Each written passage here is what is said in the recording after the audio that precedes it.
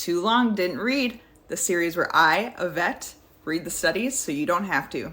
And today's study is a 2022 study published in the Journal of Veterinary Emergency and Critical Care. And it is talking about GI perforation after administration of NSAIDs. GI, gastrointestinal perforation, or basically making ulcers, which can also perforate through the wall and be a big issue, is a well-known adverse effect of NSAID drugs. But that being said, NSAIDs are one of the most commonly used drugs in veterinary medicine for its anti-inflammatory and pain control effects.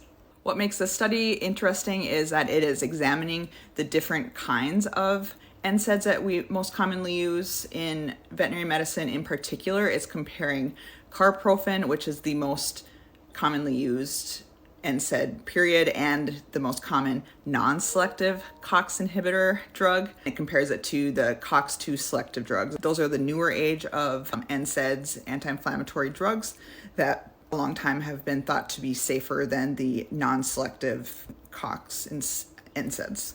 Once again, this is a retrospective study, so it's a little bit inherently flawed, but still can be useful.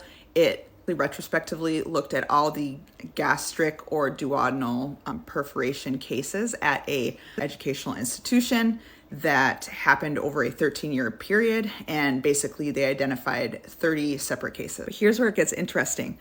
Even though Carprofen, which is the non-selective NSAID, was used the most often, and in fact it was used 70% of the time, when used as a single agent, it was never associated with gastric duodenal perforation. The other drugs were associated it when they were used as a single agent, and all of the drugs when used as two agents at once were at a much higher risk for perforation. The most common NSAID associated with gastric perforations was Meloxicam, followed by daracoxib, firoxib, and piroxicam.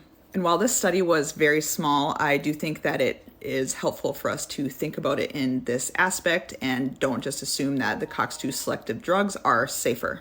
I'll never forget when I was in the emergency room as a new grad vet while doing my GP internship, one of the ER docs told me that they almost never prescribe Meloxicam for this exact reason. They see way too many GI bleeding cases, so they try to stick to Carprofen when they can. So I guess maybe their thoughts were backed by research.